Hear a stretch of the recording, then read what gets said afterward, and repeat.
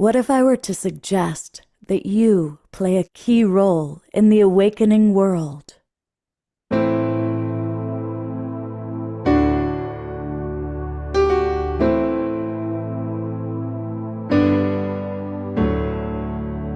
that you are watching this because you have heard the call.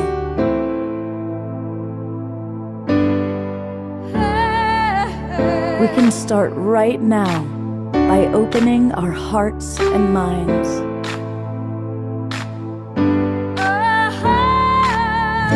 Welcome to the awakening world.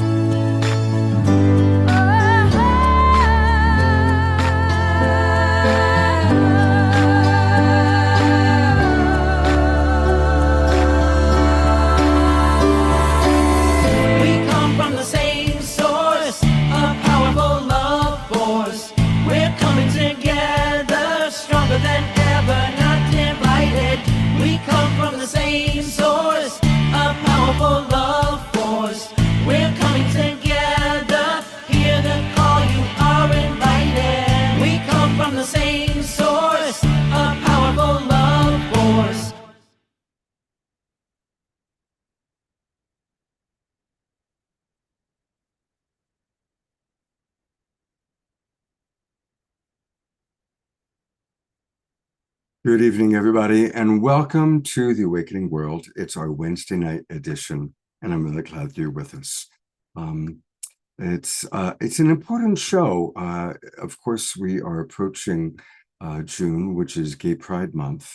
But one of our dear friends, a longtime part of our show, is Erica K. Webster, and you're going to be meeting her and seeing a lot of her tonight. And she and I have designed, and really pretty much her, she invited all the people you're going to see tonight as we come together to celebrate and honor our friends that are part of the LGBTQ community. And it's a community that has so many people that we love, including, I know many of our audience members are part of that community. And it's a community that we embrace with absolute love and care. And recognize that that's a community that sadly is under attack right now from very strong forces. So we want to learn more about what's happening and what we can do to support our brothers and sisters. And to get us started, I am so grateful, especially for tonight's show. One of our absolute favorite luminaries, Reverend Becky Suzik, is with us. And so I'm going to turn it over to Reverend Becky to start us off with a prayer.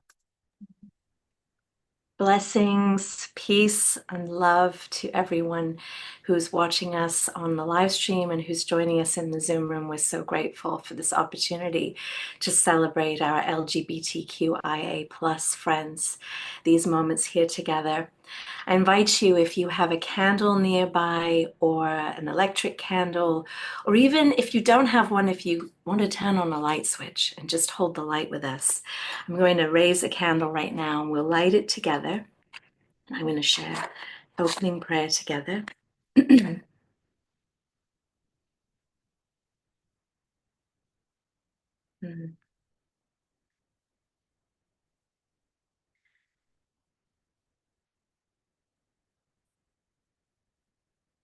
Mm. Mm.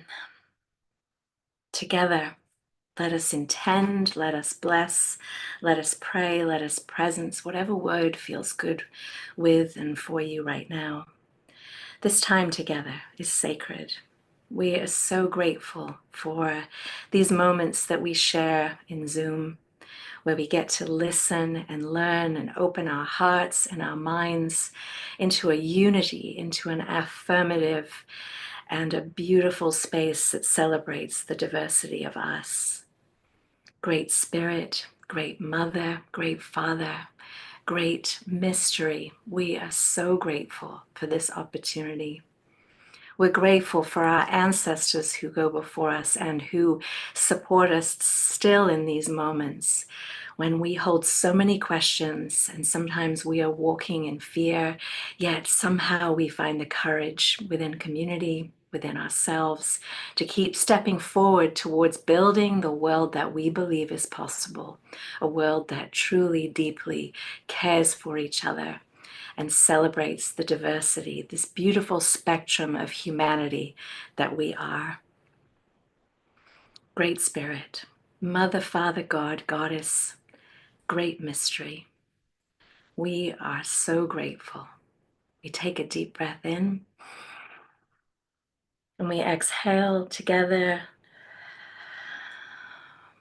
breathing in, exhaling love, and 1/3 time, breathing in, and exhaling love.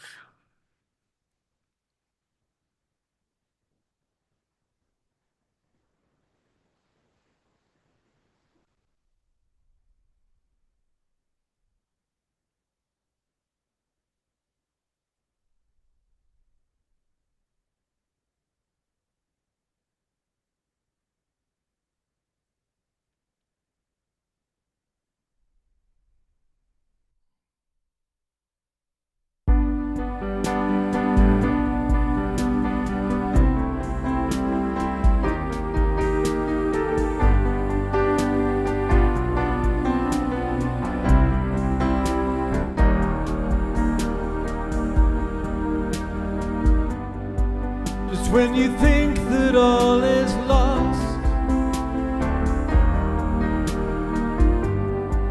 and the curtain looks to fall, perhaps it's just the song of hope that calls, and your trust in life exposed. No need to sit around and mope. Where there is love, there's always hope. Trust in your life and you will see that you reflect as me.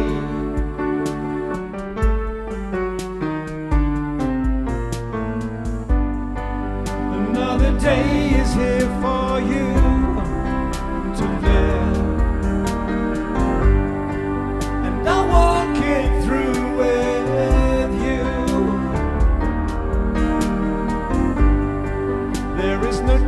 Your heart is pure and true, so I came to remind you. No need to sit around and mope. Where there is love, there's always hope. Trust in your life and you will see that you reflect as me.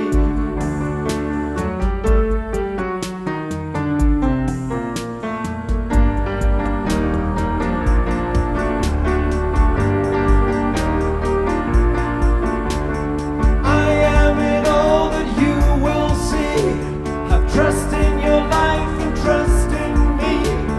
Dust yourself down and I'll lift you up. I will fill your loving cup.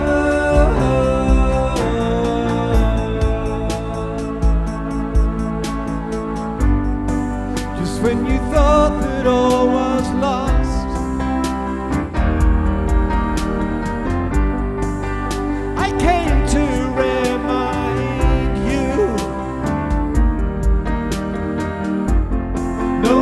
sit around and mope. Where there is love, there's always hope. Trust in your life and you will see that you reflect as me.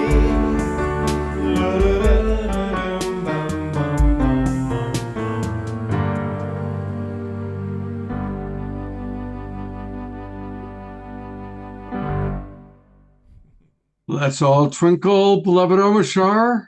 For those of you new, we twinkle on the awakening world. That's how we show our appreciation. And Omashar is our house musical artist. He makes all things happen. He will be with us for 2 more songs tonight.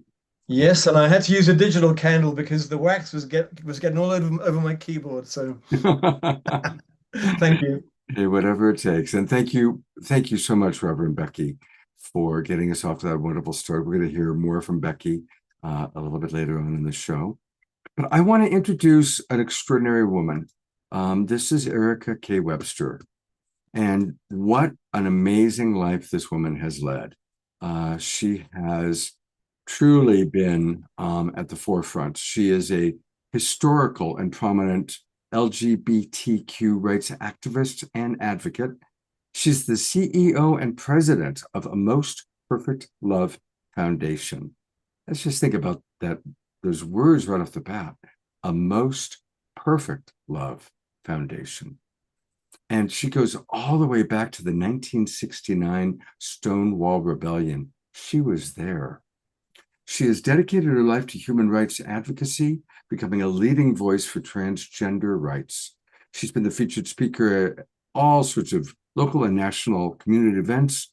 She's also an ordained non-sectarian minister. I think half of our presenters tonight are ministers and reverends. And she goes on and on and on with all the awards that she's received. She is truly a legend in the field.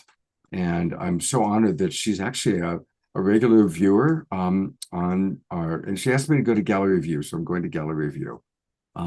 She's been a regular on Coming to the Awakening World on and off for going all the way back to when we were Saturday Night Live. So Erica, thank you so much for putting this show together at this very important time in history. And I'm turning it over to you to share what you would like for our audience to know. Thank you, Scott. It is an honor and a privilege to be here with all of you. I am weeks away from my 75th year. And tonight I bring a special gift of memories. I'm going to leave the advocacy work to Lucas and Andre and Christian and Heather, because Spirit,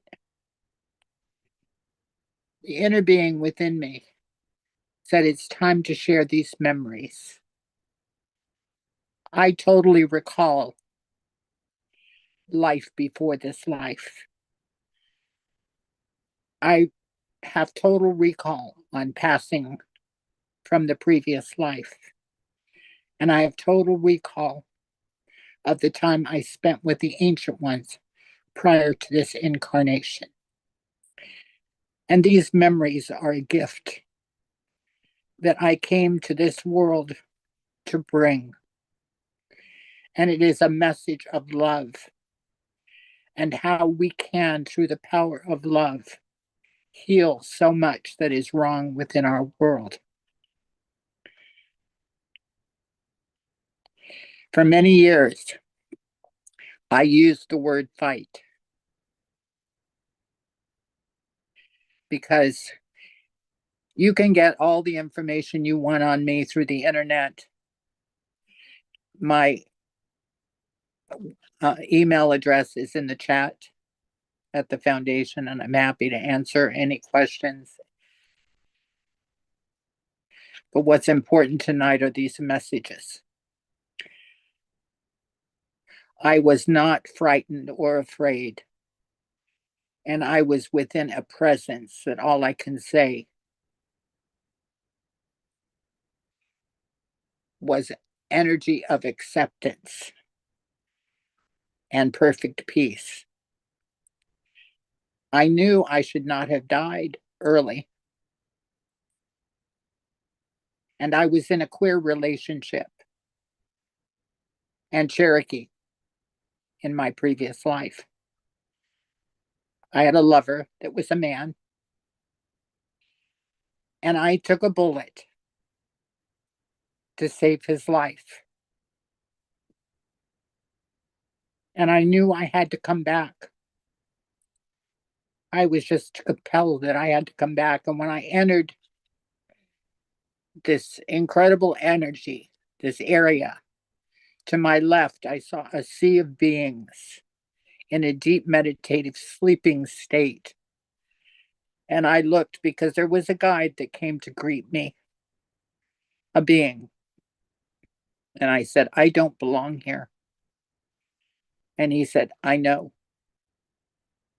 Follow me. And I did. And it took a while as we walked together. And I saw many things to my left and to my right.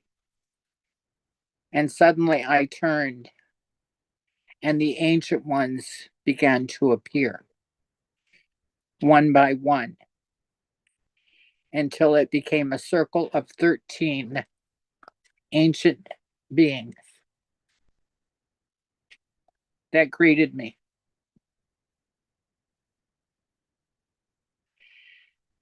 And I remember asking questions. I'm a question person. I question everything.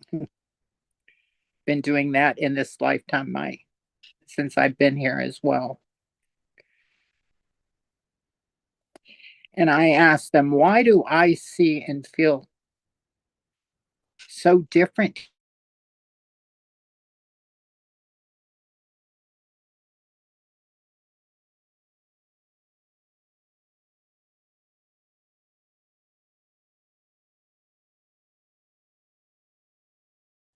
And anger that didn't make sense to me. And they began to explain to me how religion had destroyed so much. When the great masters came to teach, the messages they brought had been twisted to gain power and control. Greed had taken over. I'm sure most of you are aware that our beginnings here in the United States was about stealing the land, thinking that it was okay to own it. That's part of what I had experienced in my previous life. And for anyone who's ever concerned about leaving your body behind, all I've got to say to that is suddenly I was so light. I didn't have any cares. But I remember saying, I need to go back because the work has not been completed.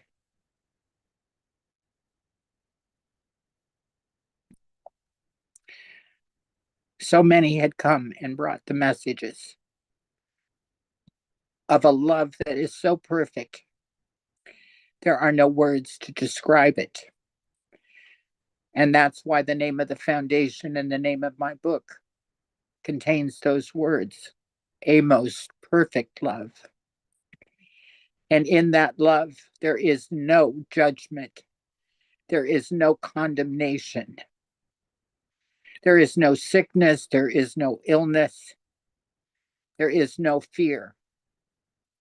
There is no greed, no selfishness.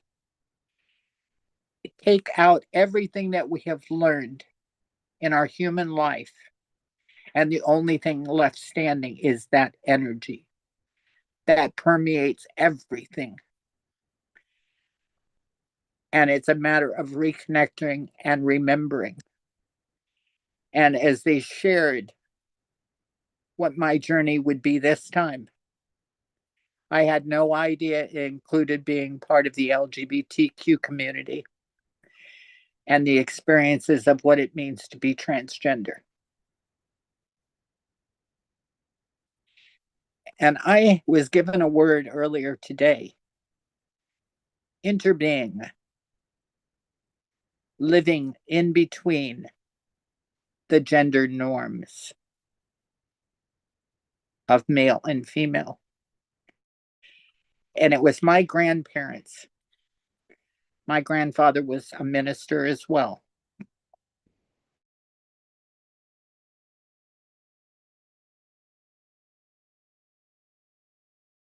to be with my grandparents. He told my family before my plane landed, you don't ask her any questions. If she wants to talk about this, let her talk about it with an open mind. And I remember spending a Sunday with him while the rest of my family had gone to church. And he said they struggled to find answers. And they knew they had to be there in the Bible somewhere. And that's where they came to be at total peace, that they didn't have a son anymore or a grandson. They had a granddaughter. And it was with such love that he told me this, that spirit, God, whatever name we want to put to source, the energy of creation is neither male nor female. That it is a perfect combination of a balanced energy between the male and the female. And that is our special purpose here in this lifetime right now, to be able to bring that perfect balance of energy. And I am not afraid to honor the male energies in myself, as well as I honor the female energies in myself. And I do it with love and compassion for every experience. And I'm just going to add, and I don't want to take too much time because I really want to give this time to our other presenters.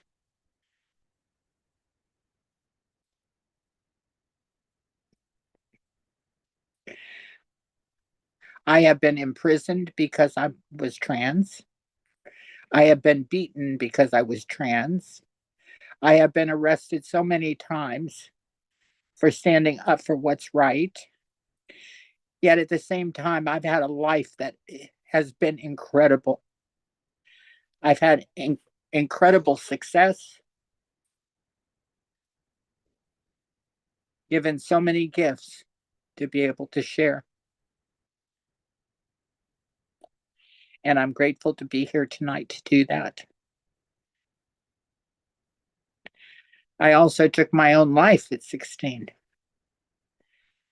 and had a near-death experience that lasted for 12 minutes. And this is all clinically preserved, where I returned to that love energy again, and I was with a guide. I saw the ancient ones in the distance behind listening. And this guide just said to me, it's not your time. You can choose to stay, but this will be what happens if you go back.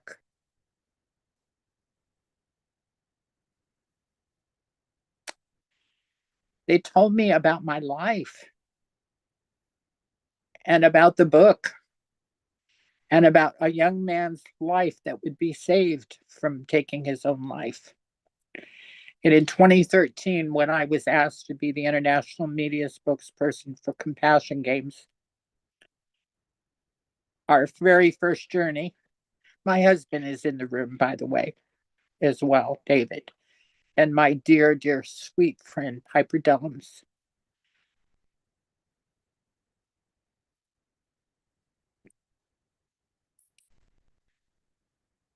I had the privilege to create prayer flags for His Holiness the Dalai Lama to present to him in Louisville, Kentucky for the Festival of Faith. Made 3 sets. One from P Flag, one set from our foundation, and one set was created together with another Stonewall veteran, David Bermudez. And I was asked while there, because we were hosted by the mayor and treated very well and welcomed. I've been the first transgender honored with things that I could never have even begun to imagine when I was a child growing up. When I spoke to a youth group at a Methodist church, the LGBT youth group from Louisville, Kentucky.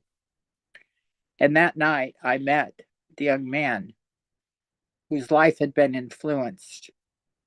He was preparing for suicide.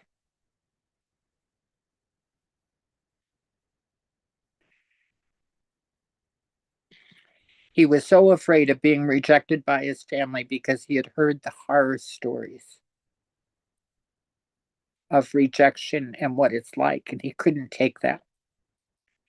And somehow, some way, someone had never met over 1,000 miles away came across my autobiography and read it and read my story of my near-death experience. And he decided to take a risk. And that night, as I was speaking, I was told he was in the room and had texted the executive director and said, "Oh my God, this is my hero." You know what that did when I met this young man after that meeting that night? I bawled like a baby to know just because I lived, a life had been touched in such a way. He is now today a chef. I met his family. That is the greatest gift that could ever have been given to me in this life. Because I had spent so many years, every year, at Transgender Day of Remembrance services, as we had to name the names of all the transgender persons killed that year. This went on year after year, not just in the United States, but around the world.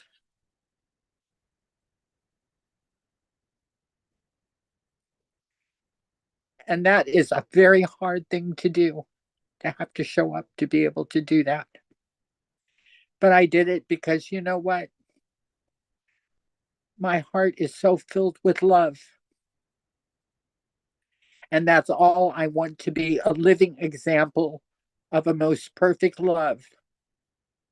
I do not hate. I will not fight this administration other than in the courts, and we are busy doing that. To them, I reach out to them in prayer every day, sending love energy into the universe. I have seen it transform many things. I've seen lives saved because of it.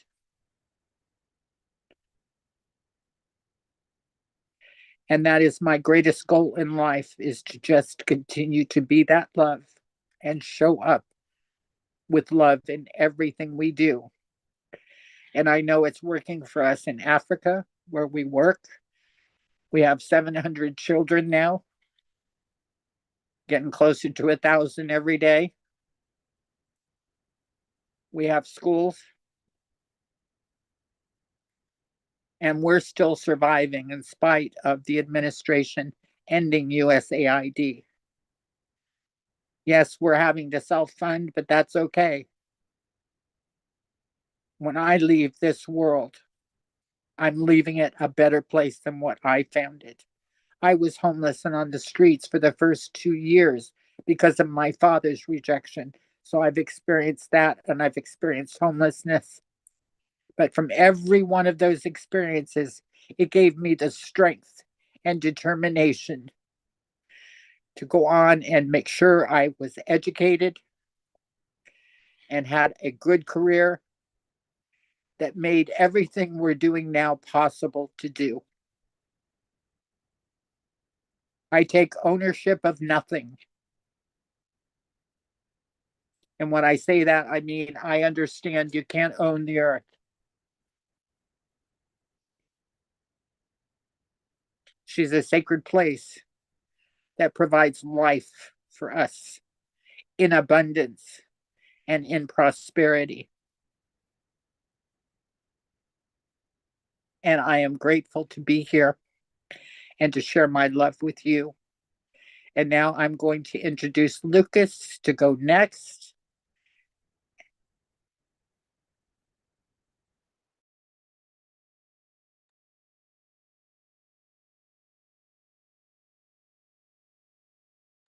Turn your mic on, Lucas. Okay, now everybody can hear me. All right. Thank you, Erica. That's a tough act to follow, but I'll do my best. Hi, I'm Lucas Miller. I live in Tumwater, Washington. Um, I also grew up on the East Coast. And in 2003, I moved out here to go to Evergreen State College. That didn't quite work out the way I expected, but here I am. And a couple of years after I moved here, I began my transition from female to male.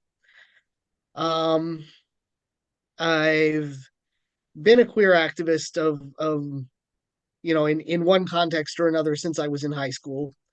Um, I I came out when I was about 15 um, to my entire school, um, and sort of established myself as a front facing queer, if you will. Um,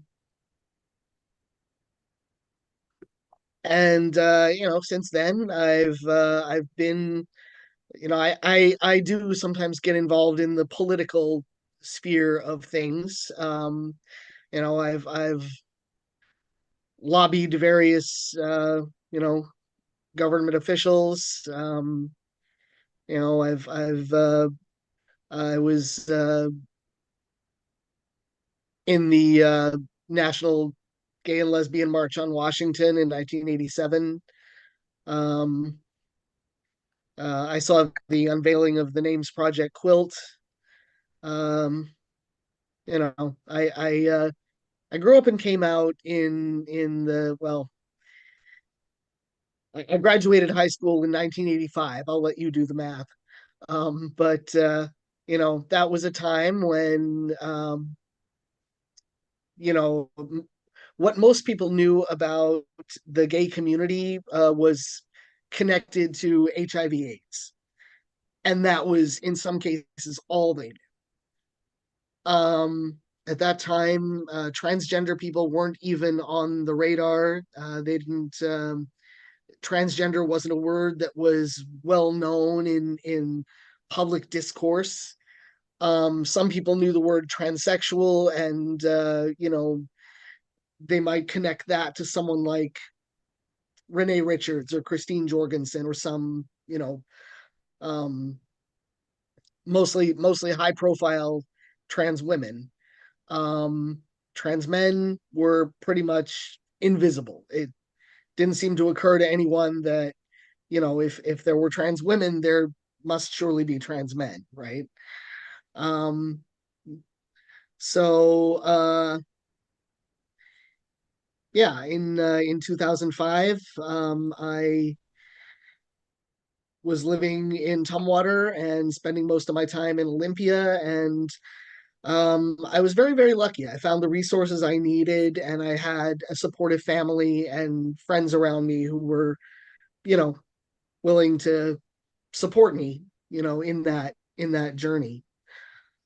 Um, yeah, these days I'm on the board of PFLAG Olympia. For those who have not heard of PFLAG, we're a national organization. We do support, education, and advocacy for LGBTQ plus folks, their friends, families, and allies. Um, we have about 400 chapters nationwide. I'm on the board of the Olympia chapter, but most cities of any size in the United States will have a PFLAG chapter. So, if you get on their national website, um, pflag.org, you'll find a list of all the chapters in the United States, and you can probably find one close to you. Um, And since the pandemic, some of them are doing hybrid meetings where you can Zoom in. So, we're pretty accessible at this point. Um, uh, let's see what else.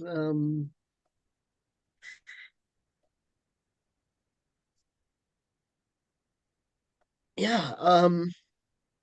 Like I said, I mean, I've been especially these days. I've felt it was very important to be politically engaged and politically involved. And I've found my ways to do that. As a you know person coping with some physical disabilities, it's you know where I can go and what I can do, can be challenging. But fortunately, Olympia is a very politically engaged place, being our state capital. I mean, you would expect that. Um, but yeah, Lucas, I'll come in for a moment. days, Um, yeah. and it's great to have you with us. What, for those of us that are not aware of the political impact, like the choices that are currently being made by the new Right. administration, is there anything you can share with us about the actual consequences and impact so far, or possible probable impact of the new regime? Oh yes. Well, I mean, if you've not everybody has had the intestinal fortitude to go through and actually read some of those executive orders put out by the current administration, but they are available at pflag.org, the national website, if you know really want to pour yourself a stiff drink and go down that rabbit hole. Um, but among other things, um, trans people are finding it very hard in many states to change their gender markers on their documents, such as their social security, driver's licenses, birth certificates, and especially passports have become a big issue, since quite a few trans people that I know are actually fleeing the country because they don't feel safe here anymore. Um, very recently, the city of Olympia declared itself a sanctuary city, not only for uh, undocumented immigrants and women seeking reproductive health care, but also for LGBTQ plus people fleeing red states that had, that are trying to put through restrictive laws.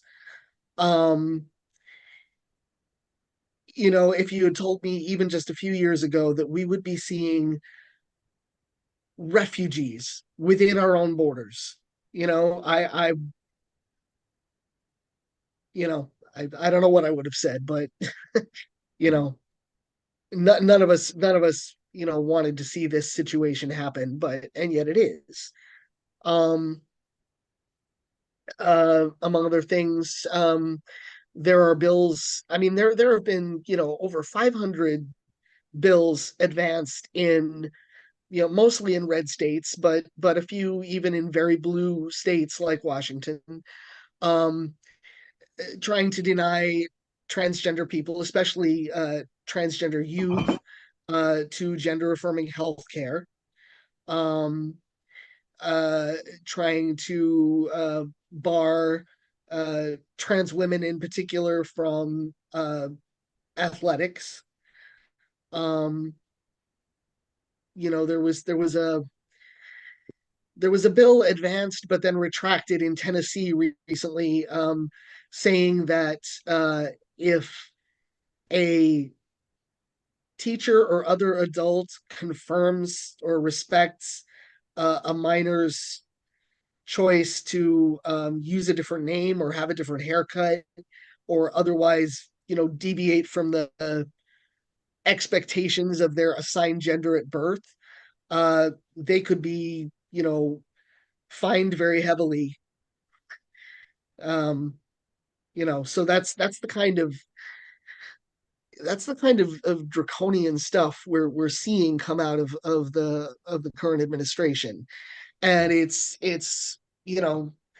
causing a lot of fear, a lot of anxiety. PFLAG is holding extra meetings now for people who are, just really needing that extra support. Yeah. Um, every group that I know of, and I'm involved with a few that serve the LGBT community.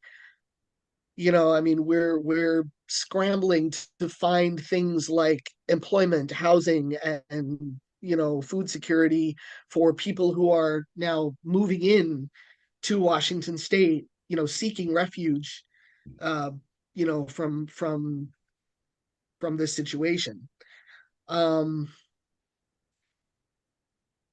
as It, far as what people can do, uh, to to um, to support those efforts, I mean, this Saturday, for example, the Postal Service is doing their annual food drive, where you can donate non-perishable food or cash to food banks. mhm, In our case, that's the Thurston County Food Bank. mhm. Is going to be vital in providing support for people, who some of whom are just coming into Washington State with nothing but a backpack. Wow. You know, um, I'm going to bring we're I'm trying going to to. bring Erica back on for a moment, and I want to read a couple of Mhm. comments that have come in. Um, uh, our beloved friend Heather Elizabeth is with us, and she's pointing out that over 200 anti-LGBTQ plus bills are up in Texas alone. In Texas alone. Mhm. So I think Yeah. directing people's attention, one place that would be just a great starting place is the main website for the national organization, which is pflag.org. pflag.org. And I think one immediate thing is for everybody become a member and donate, and that way, I think for those of us donating on the national level is very, very important. And then find out what's going on locally in your local areas. And you can find chapters in this website. We've got several other wonderful presenters. We're going to hear from Lucas when we go to our panel. But Erica, I would love for you to introduce Reverend Andre for us, please. Yes, a new friend who is a Unitarian Universalist minister and just an absolutely lovely person that I had the pleasure to get to and bring together this panel tonight. So everyone, please welcome Reverend Andre. Thank you, Erica. It's so good to be here. I think I'll start by saying that the reason Eric and I connected is, in addition to being a Unitarian Universalist minister, I take LGBTQ history very seriously. And I'm currently working on a biography of Sylvia Rivera, who was a Stonewall veteran and early trans advocate. And so I was interviewing Erica for that book, and that's what brought us together. And I think one of the things that I'll add along that line to this conversation is a little bit of history, because I think with the current moment happening, and you even hear people in the current administration saying things like, oh, a few years ago, we didn't even know what transgender was, and now this is all new. Being transgender is not new. The word transgender, the word trans, the concepts we use within the LGBTQ community to describe our gender and our sexuality, those things are relatively new. Those things have been evolving, especially since the 60s, since the Stonewall Rebellion that was mentioned in 69. But we've existed throughout all of human history, throughout all cultures. There have been different sexualities and different genders. What's new is the way that society has pushed back on those genders over time. So, for example, Erica mentioned in her comments talking of the founding of this country being the stealing of indigenous land. In addition, what was happening is you had Europeans coming into this land and judging the cultures that they were coming up against. And there was eradication of indigenous people who the Europeans considered gender nonconforming. That's not the word they used, but that's what I'm using. The ways their gender expressed themselves didn't match what the Europeans understood, and so therefore it was destroyed. And this has happened throughout history, and we've still been here.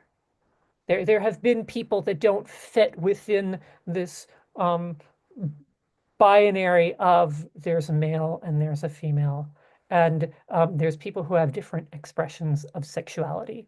That has been in existence for a very long time.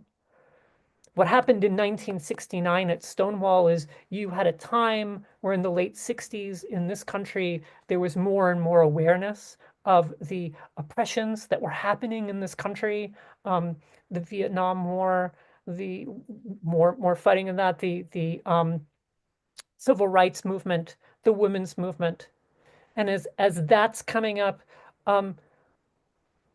gay people, lesbian people, bisexual people, trans people started really pushing back. They'd already been doing it a little bit, but really pushing back for their rights. And the night at Stonewall, which turned into 5 nights of riots, was the beginning of a new movement.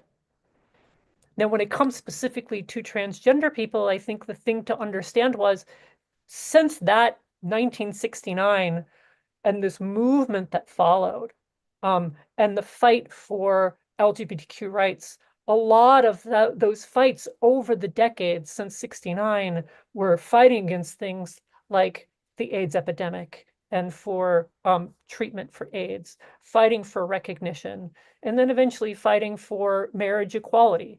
And through a lot of that, the trans folks, we were kind of sitting on the bottom of the list of rights. And we had to work really hard over many years to gain rights.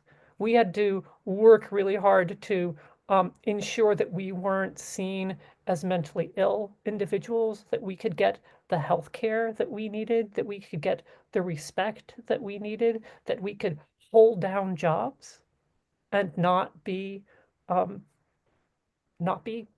fired, not be dismissed.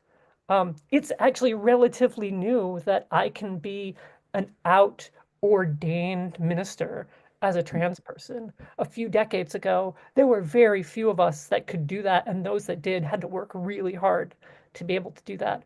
So what's happened is this has been decades of us getting to a point where we had the visibility that suddenly a lot of people saw blossom in the 2010s.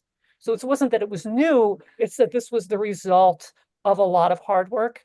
And now we're seeing the pushback. And a lot of the things that Lucas was talking about, that pushback, and has made it really, really hard. And I would say that for trans people, how hard the current moment is depends on where you live and what resources you have available to you. I'm relatively privileged and lucky. I'm a white middle class individual who's college educated, have an advanced degree. I transitioned in midlife, so I had tons of resources available to me. For a lot of trans folks, that's not the case. And especially in this environment, as Lucas was talking about, where we're creating this environment where we have these internal refugees. In a lot of the safe blue states, the cost of living is a lot higher than some of the states that some of these folks are fleeing from. So what I'm seeing is individuals and families landing in these places, finding a job, finding housing, connecting with healthcare, connecting with community. All of it is an uphill battle. And some of the things that are really being pushed forward, like trans athletes, trans folks in bathrooms, the rights of students to be openly trans. That's a battle for against us just being ourselves in public. We're not going anywhere. We're here. But that's part of the fight that we have going on right now. A significant part of my work too that I'll add to this conversation is understanding the spiritual dimension of trans lives and what trans people bring to the table. Because I think one of the side effects of everything that's happening right now is we're talking a lot about all the bad things that are happening to trans folks. And we're hearing a lot of demonization of our identities and our experiences. There's a lot of joy in trans lives. There's amazing experiences that I know that I've had and other trans folks have had that people who aren't trans haven't had. Yes, there's struggle in how I've experienced my gender over my lifetime, but also there's a huge beauty to that. And for me, my spirituality says that I live in a world where everything around me has a spark of the divine in it. The divine is shot through in this world and this universe. I'm part of this living world. And my body is really an interface with that divine presence in the world. And so for me, I can't separate my transness from my spirituality. It's part of how I am. And so part of what I bring as a trans person, and I'm particularly a minister, is some gifts of my experience into this world. One example is, as for a lot of us trans folks, we've had to learn to live and survive in liminal spaces between two worlds, right? Between what it means to be a man and what it means to be a woman, we're living in this liminal space that's not always as certain and as solid as society deems it. And learning to live and navigate in those spaces of uncertainty and constant change, it takes some spiritual resources. And right now, with so much in the world changing as rapidly as it is, you see it across industries and people's lives with what's happening in our government right now, with all this change. We're all living in a liminal space. And each of us has gifts that we can use to help find our way forward. And part of my argument is that LGBTQ folks have certain experiences that can help us navigate where we are. So I think for me, my message is to understand that this is not a new thing. How people are acting on the existence of trans people is, again, not new, but it's new in its expression that's happening right now. Look out in your community. Try to find out what resources exist locally in your community, like PFLAG. Is there a Pride Center? How can you support them? Are there spiritual resources for LGBTQ folks in your community? What are the LGBTQ organizations in your community doing, and how can you follow them? At a national level, I would also say another organization that's been doing some amazing work is an organization called Pink Haven Coalition. And it's a coalition of a number of different organizations that are working to support those refugees of people who are in states where there's a lot of oppression right now, and either they're trying to move or they're trying to get access to resources. And so that's one of many organizations that are doing some amazing work right now. So I think I am so I am so grateful for what you shared. Thank you for the history, and thank you for bringing the spiritual element into it and reminding us that as hard as it is, and as hard as it's been, for us not to have pity, not to fall into that trap of pity, for us to have, my teacher taught me that there's apathy on one end of the scale, which is, I don't care. and there's pity or sympathy on the other end of the scale, and that's also not healthy. Right. But in the middle is empathy, and empathy is what we find in the heart. Right. For us to have empathy for your challenges, but also to appreciate the growth, the courage, and the spiritual evolution that you and members of your community are going through. And I really love that frame. Thank you. My pleasure. Thank you. Beautiful. I pulled up the website she was referencing. This is the first I've heard of it, so thank you. Pink Haven Coalition. So all of you watching out in Facebook and YouTube land, it's just pinkhaven.org. Pinkhaven.org, a collective of organizations and individuals committed to trans liberation and joy. Let's remember that joy, and to growing community defense, mutual aid, and alternative systems of care for gender diverse people. So I know I'm going to join and donate, and I hope that the rest of you will. And thank you for referring us to that. Thank you very much. Erica, I'm going to bring you back up to introduce your friend, Christian. And you need to unmute, Erica. Okay. I thought I did, but it didn't let me. So thank you, Scott. We have a very special guest tonight, Christian de la Huerta. Someone I am honored to know. I met Christian through Gary Malcolm, who knew of him and his work. He is a gay man of Cuban descent.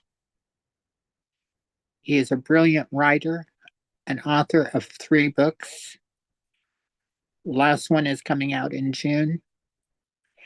He is a TED speaker. And he speaks all over the place. And that's why home is wherever he finds himself tonight. Christian, thank you so much for being here. And please share. Thank you so much for those beautiful words, Erica. And I'm really honored as well and delighted to be here as part of this conversation. And it's really tragic and sad that so many people in the LGBTQ community struggle with spirituality. We confuse it with religion, and no wonder, given the treatment that we have received at the hands of most religions throughout history and even today. But what is tragic and ironic about that is that before the patriarchal times and cultures and religions, people that we today refer to as LGBTQ were not only spiritually inclined, but were actually honored and respected and revered for the spiritual roles and service that we've played all over the world in all sorts of different cultures. And so 20 years ago, a little bit over 20 years ago, I compiled, synthesized some of those roles in a book titled Coming Out Spiritually. And I'm going to share a little bit about those roles that we have played that, to me, are serving a spiritual function. One of them is the social activist revolutionary. LGBTQ people are agents of change. Like we're all about reform. If you look at a lot of the social movements, whether it's Bayard Rustin in the civil rights movement or Rachel Carson in the environmental movement, we're there. Not always out, but we're definitely there pushing those movements forward. What used to be the original gay district in San Francisco, the Haight-Ashbury, was the birth of the peace movement, the anti-war movement. They coexisted together geographically. One of the other roles that we have always played is we're outsiders. I mean, that's one of the, I know that I'm not the only one here who grew up feeling like that, the pain of feeling different, of thinking that I was the only one. We're living in different times and today where I don't think many LGBT people feel like they're the only one. but I know many of us here did. And there's a lot of pain involved with that, but there's benefits of that too. Being outsiders allows us to have a sense of distance, of perspective. It allows us to see the forest and the trees. And so that's one of the reasons why so many of us have been writers and journalists and observers and reporters on humanity and the human condition. And that's a huge service. So we're always helping society determine what its limits are. And that's a huge service. We serve it as a mirror in which society can see itself. Related to that is the consciousness scout. The role of a scout in a tribe is she or he who goes ahead of the tribe, goes, what's on the other side of the river, through the forest, around the mountain. It's a really valuable role because the scout abandons the safety of the group, places themselves at some risk in order to serve the group. And in terms of consciousness, that's one of the roles that we always have seemed to be played. We're always at those edge of societies, going first, taking risks. We know, music that you hear in the gay clubs become mainstream months later.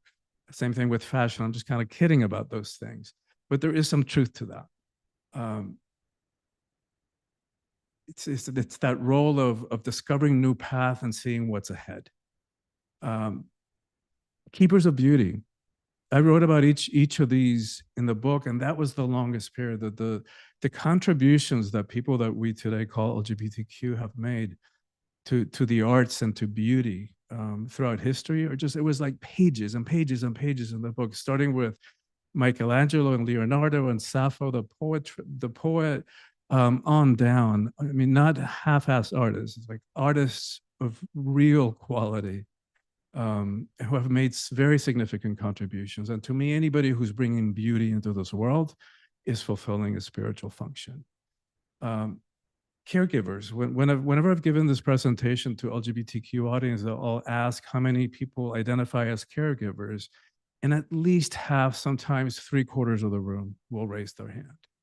And that includes, to me, the role of teachers and healers, caregivers of all types, from psychiatrists to massage therapists to flight attendants and all forms of the service industry. And to me, that is also a spiritual role. One of the ones that I resonate with and I find really interesting is the mediator, the in-between people. I think it's the luminosity, what's the word that Reverend Andrew is saying? Yes, that liminal state. So because we are in between the genders and have the qualities of which I think all humans do, but maybe we do it a little bit more overtly than most.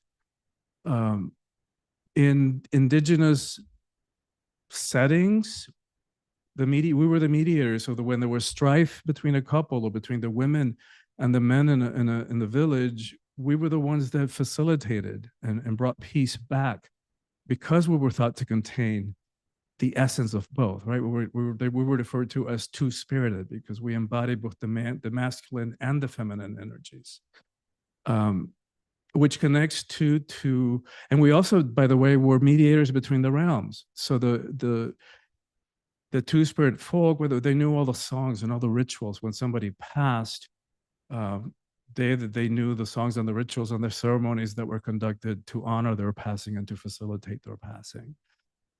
Connected to that or related to that is also the more direct, overt role of the shaman or the priest or the priestess, sacred functionaries, that a role that we have fulfilled in all religions and all over the world. And that one is doesn't require a lot of explanation. And a really interesting one that I see embodied today by some of our speakers who exemplify that for us is the divine androgyne.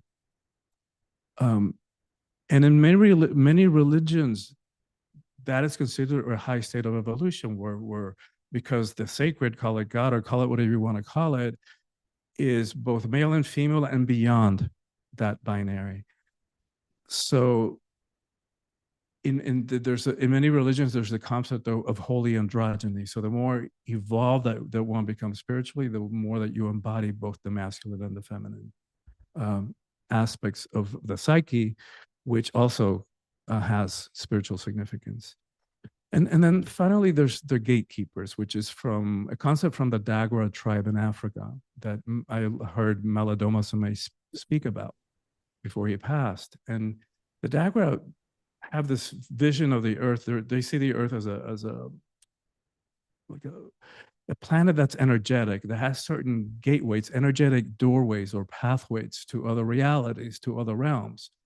And in their philosophy, their way of seeing things, only people that we in the West would call LGBTQ were energetically able to fulfill these roles of being guardians, the gatekeepers to these other realms and realities. So I'm going to stop here because I know we all have limited time, but I think it's really important for our movement, for our individual self-acceptance and self-love to reclaim these roles and to find ways of expressing it that are a match for who we are. Because it is just as ludicrous to try to reject our sexuality, like many of us have who couldn't deal with it, as it is to reject our spirituality. To me, we're all spiritual beings who happen to be having a physical experience for one time or many times, depending on your system of belief. And at that level, it doesn't matter, really, how we express our love, how we express our passion is secondary. It's almost incidental to who we really are, to the magnificent beings that we all are, no matter how we express that. But in terms of finding wholeness, it's necessary that we reclaim these roles and find ways of expressing it that are at a match for who we are. And in so doing, we will not only find completion and sense of wholeness, but that will ripple out and make a difference in the world. Because these are roles that we have played all over the world. And Malidoma Somé said that one of the reasons that the world is in the shape that it's in is because the gatekeepers have been fired from their jobs. So I think it's high time that we reclaim these roles. And I'll pause here. Christian, I love everything you just shared. What an eloquent speaker you are. Also, what a wonderful reminder of the wonderful roles that your community has played. And a huge yes. And on a personal level, for 15 years, I ran an educational, a company that produced educational media for young people, mostly educational television. And my lead head writer, who's a brilliant writer, who's our best writer, was a wonderful gay Cuban man named Raul Mancada. And I loved Raul very, very much. And so you remind me of Raul. So to his great spirit that's up in the sky now. And thank you for that reminder. And you're absolutely right. Those roles are the roles that change society, that change lives, that matter. And I just really appreciate your eloquent presentation of that. Thank you very, very much. Thank you so much, God. I really appreciate that. It means a lot. And thank you so much for having us and for having the conversation. Yeah. And thank you for reminding me of the spirit of my friend Raul. We are going to go to beloved brother Omar Shar. We are at the mid-show point approximately in our evening. And so, brother Omar Shar, what an evening so far. Holy smoke, it really is. I've got chills running up and down my spine, and what is happening is I'm being brought right into my center by the truth that is being spoken here. And I loved it when Erica was saying at the beginning about how everything in universality is, you could say that it's neither male nor female. It's a blend of both. I mean, you have to go further up and up and up in the dimensions to get the true understanding of that. But everything that's been spoken of tonight is so liberating and so truthful. So thank you. And this song that I'm going to sing is called "What More Can I Be Than What I Am?" And so there we go. I was actually going to play something a little bit more gay. However, I didn't want YouTube or Facebook to cut us off from me doing a cover song. When I was 16 in England, you can drink at 18, you can have sex at 16, you can drive at 17, and I was a very, very shy, blonde-headed boy, but I used to go at 16 into gay clubs. And because I was welcomed and I was amongst all this high vibe energy, and they used to let me in even though they could have been busted because I wasn't 18, but I felt so welcomed, and I was never propositioned. I was just welcomed, and I shook my booty at 16 in gay clubs in England. So anyway, that's my chat at the moment. So blah blah blah.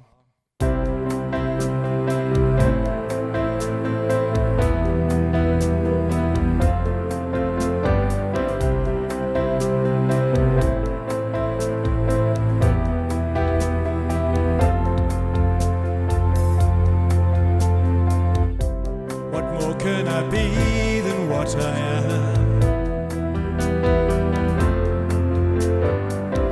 Though it's taken some time to clear these clouds from my eyes,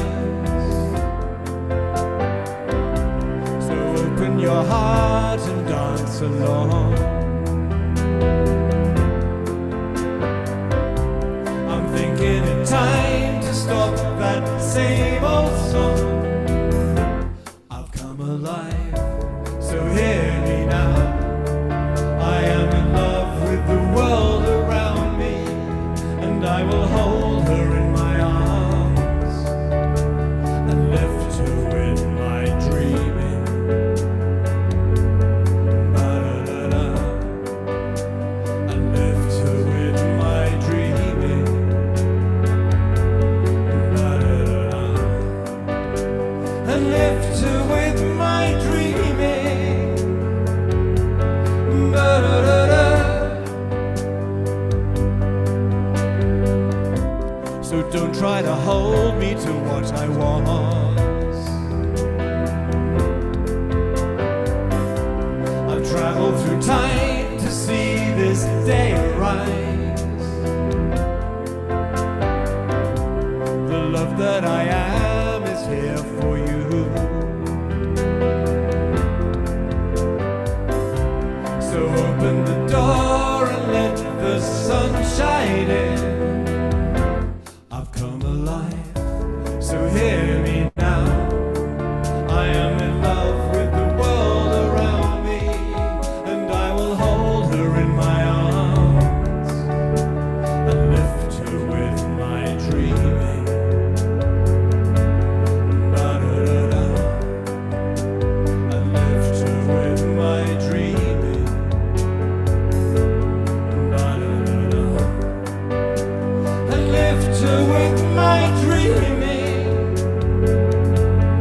Ba-da-da-da.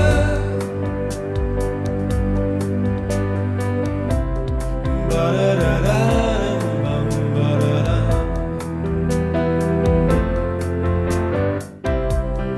Ba-da-da-da.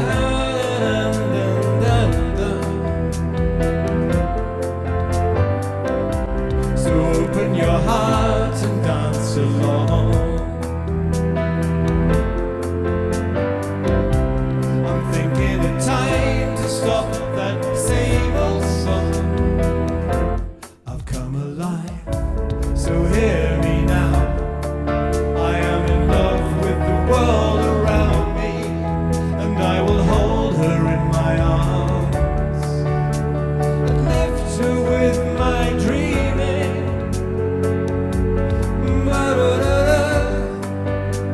And lift her with my dreaming.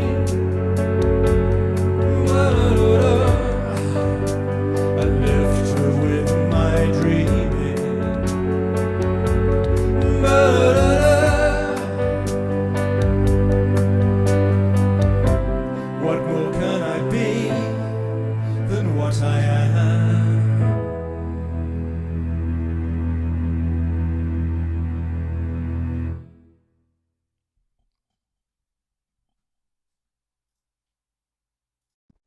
right? Unmute? Absolutely. And it's such a good message. I mean, it's a great melody, but the message is so important for us all. It's the melodies, the carrier wave. So thank you. Yeah. Absolutely. Thank you very much, Omar Shah. And Omar Shah will close this out one more time tonight. So there was a question in the audience about our dear friend Sylvia. And I'm happy to report that Sylvia is slowly making her way back into our reality. I actually received a nice phone message from her today, and she's beginning to text and connect a little bit with people. And she actually asked for the link for tonight's show, and I sent it to her, but then she texted and said she didn't think she was quite up for it yet. But she's making progress. So let's just take a moment and send love and light to our beloved Sylvia.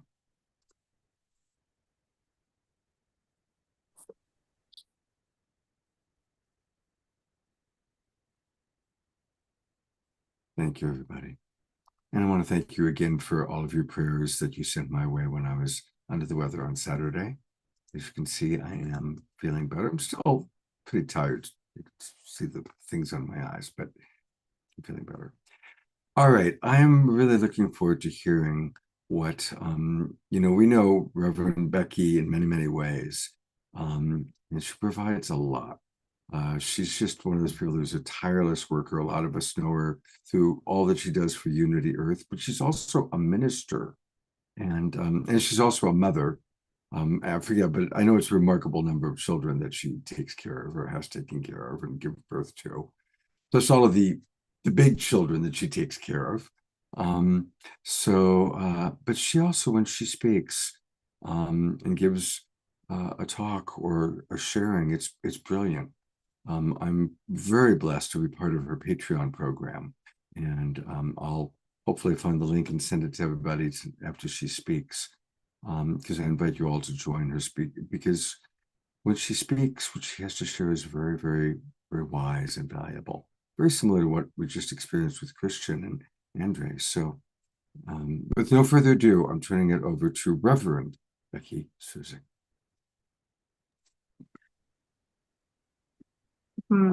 Blessings. Thank you so much, Scott. Wow.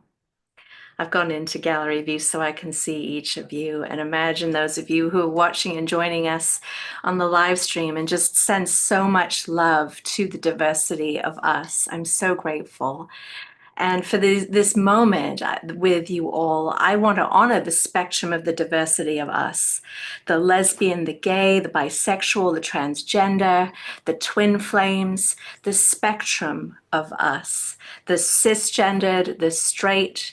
We are all here together. We are all having a human experience. And I'm so grateful for each of your spiritual courage, for all of us here, that we breathe each moment that we are here is a living testament to the fact that we are living spiritual courage. And we want to create a space for people to shine in their own authenticity and to be the love that they feel themselves to be, without question, query, denial, without religious trauma, without political trauma. There's so many traumas that are being added to something that should be as simple as what I've seen in the chat: love is love is love is love. And we can let go of that. And for those of us who feel the privilege, and myself, my pronouns are she, her. I identify as a cisgendered woman, and I'm in a loving relationship with a man. And I feel the privilege of that in my life. And I also know that there is a fluidity that we humans have in our creative possibility, that in years, even next week, who knows where I could be placing my love. I mean, I'm in a devoted, committed relationship, but I'm open to what Spirit is teaching me about love. And I wanted to just take this moment to speak a little bit about allyship for those of us who may feel the weight of and the responsibility of what allyship can look like, and the spiritual courage. Recently, I heard Rianne Eisler speak about spiritual courage on a podcast that I recommend called What Could Possibly Go Right? And Riane Eisler, I'm going to read my notes here. Riane Eisler, for those of you who may not know who she is, she wrote the 1987 classic, The Chalice and the Blade. And she presented really interesting and controversial and advanced, I believe, ideas about gender identity, gender role, and also the domination versus partnership cultures. And when I look at all of the complexities that seem to be happening, all of these things that are coming up in our face, it's like about domination instead of partnership. And when we open into spiritual courage and we look at partnership opportunities of love and looking beyond the labels, honoring the labels that bring us affirmation, and also loving people beyond those, that is, I believe, a triumphant opportunity for us to express love for humanity. So what she shared was a story of spiritual courage that piqued my curiosity about what spiritual courage is and what spiritual courage might not be.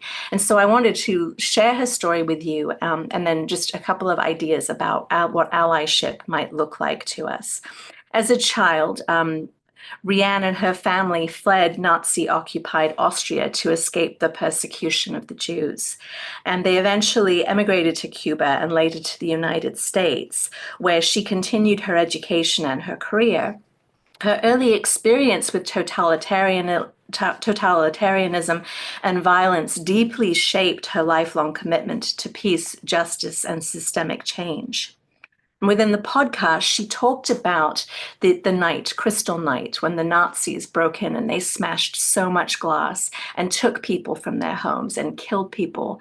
And she said on this podcast, they dragged my father off and I witnessed cruelty, destructiveness, violence.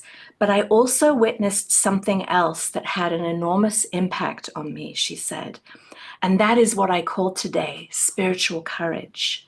My mother exhibited that. Spiritual courage is the courage not to slay the dragon or kill the enemy you know, all the ways that we've been taught about courage. Spiritual courage is the courage to stand up against injustice out of love. And that evening, her mother recognized one of the Nazis as somebody who their family had employed and helped in the family business. And her mother stood up to this young man and said, "How dare you take this man who was so kind to you? I want him back." And her protesting actually led to the return of her husband and also their safe transit out of where they were and to safety. Now, she could have been killed, as many, unfortunately, as we know, many Jewish people were killed that night on Crystal Night. But by a miracle, she wasn't killed. And by a miracle, she actually obtained her father's safety. And so I wanted to share that story as we are called in allyship. For some of us, we're learning new things tonight, words that we've not heard before, and I wish we had more time to go into all of the abbreviations more fully to help educate us further.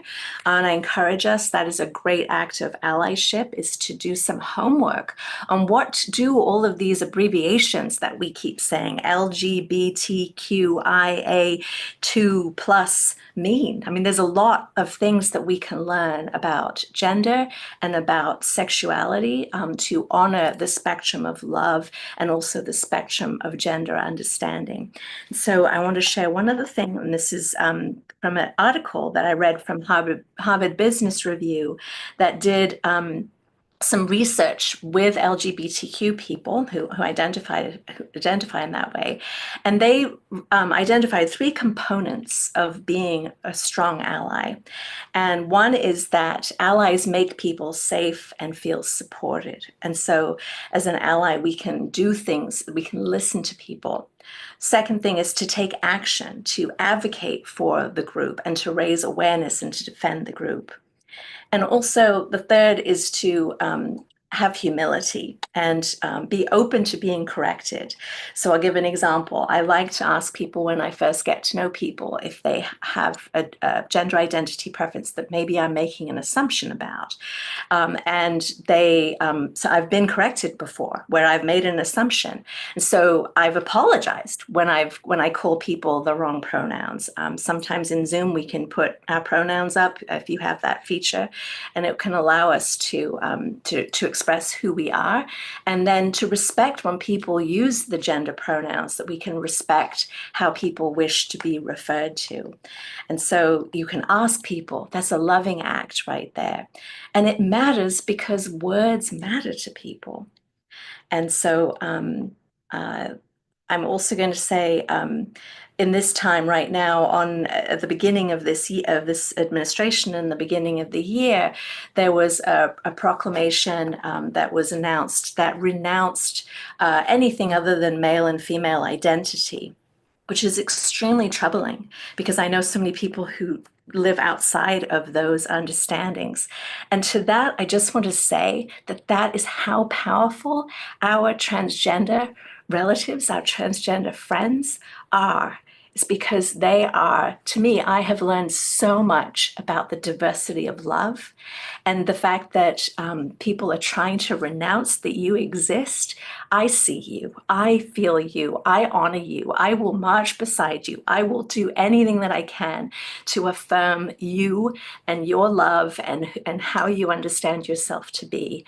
And just know that you are not alone. And I'm so grateful to Reverend Andre for what you were sharing about the joys of being transgender, and uplift that and honor that. And thank you so much for this opportunity to share. And let your spiritual courage roar, dear friends. Really, this is the time. It's not a time to be quiet. It's a time to listen and to use what we hear and learn and put it into action for love. So thank you so much, Scott.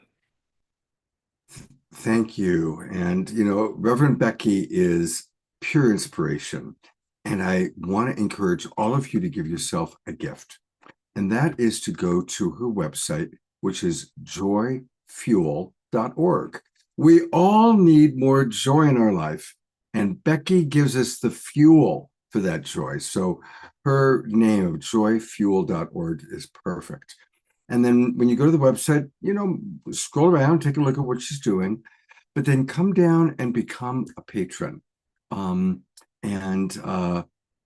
I'm clicking it. There we go. And that's where you can join her Patreon page. And of course, you know, we use Patreon to support Kristen Hoffman and many, many, many of our artists and presenters that you see on the show. And you can come in for as low as $6 a month. And she creates these really lovely videos and wonderful things.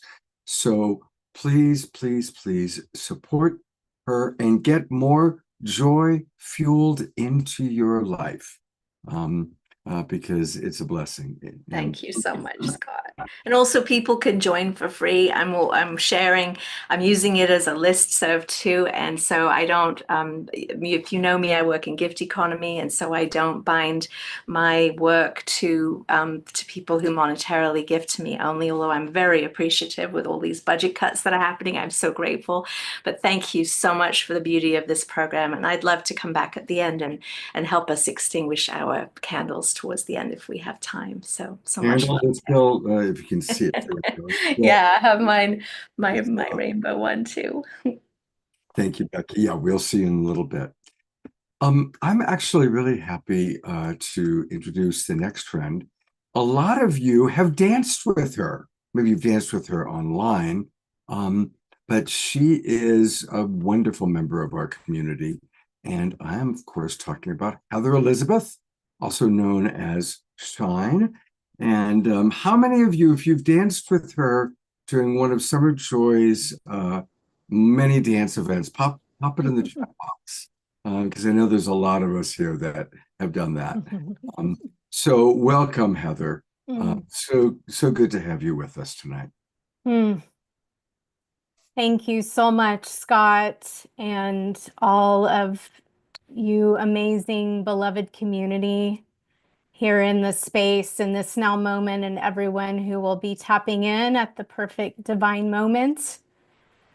My heart is so full right now. I have never been prouder to be a part of the queer community than I am. So I'm probably going to be very tearful, which is the way that my heart is expressing herself. Your tears are very Yeah. welcome. Gosh, I often use the term weaving because I feel we are all weavers and creators, creatrixes. So what I feel guided to share is a weaving with what has already been shared, because there's such deep wisdom here. And what I feel guided to weave with is liberation and radical joy. So liberation, I want to share a little bit about my own liberation, which is completely wrapped up in my queerness. And then I'm going to speak a little bit to the liberation of all beings that I do feel is at the helm of what we're experiencing in this now moment.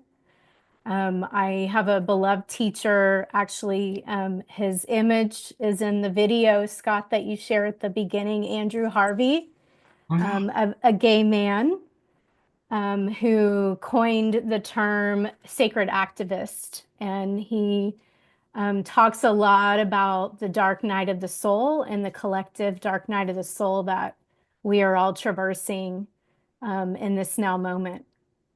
And so I actually became liberated. I would say the first layer of my liberation came through my own dark night of the soul, which happened when I was around 30, my early 30s. And what I was liberating or beginning to really consciously liberate myself from is the poison of colonization. Mm. And I know that that term has been shared already multiple times this evening, because it is something that, you know, we have all been poisoned by. Some of us in much more harmful ways than others. Yet no one has not been touched by the poison of colonization. And so for me, as a cisgendered, white-bodied woman growing up in the South, born and raised in Texas, a huge way that colonization poisoned my relationship to myself was a repression of my queerness. I always knew that I was attracted and oriented to women, yet I was also holding this narrative that because I'm a woman, I need to like men, and I need to look a certain way, and I need to want to be married and have kids and the white picket fence and the whole 9 yards. And I think we all have this deep desire to be loved and to be accepted. And so I bought into that narrative and I played the game. And slowly but surely, I was literally, my soul was shriveling up because I was not living authentically. I was not being true to myself. I got to a point in my life I didn't even know who I was anymore. And I spent my 20s in a what we might name as an extremely codependent relationship where I completely lost my sense of self and what I wanted and how I really was called to express the truth of who I am. And so this dark night of the soul was the beginning of the unraveling of all of that, when I was really ready to face this dark, dark, colonized poison that was eating me up. And it was, as dark nights of the soul are, it was an excruciating time. It was a time where I was so scared. I didn't know what was going to happen. I was having to make some really, really difficult decisions that terrified me.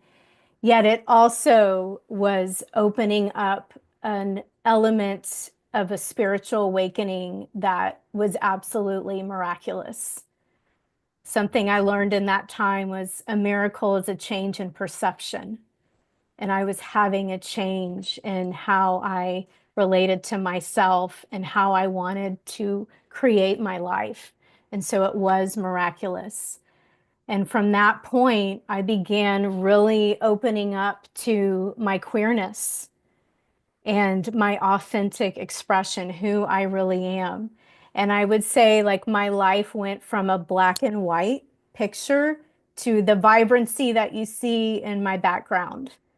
It was like full spectrum color, magic, creativity, a kind of love and radical joy and beloved community that I didn't even know was possible until that moment. And I fell madly in love with my best friend, and we are still in partnership now. It's over 17 years later. And I really, really began, and I know it'll be a lifelong journey of what it feels to be liberated from the illusion of separation, that we are separate from Creator, that we are separate from one another, liberated from these narrow-minded constructs that we're all supposed to fit in these little tiny boxes that we call binary, and that liberated from the lie that one human is more valuable than another. And so I've been on this journey that's been deeply, deeply spiritual since that time. And so, as excruciating as this moment in our collective dark night of the soul is, and it is excruciating, if you're willing to open your heart is being broken wide open right now. I know without a doubt that the pushback that we're feeling and that we're seeing by certain members of our human family is a fear of their own process of having to liberate themselves from the poison of colonization.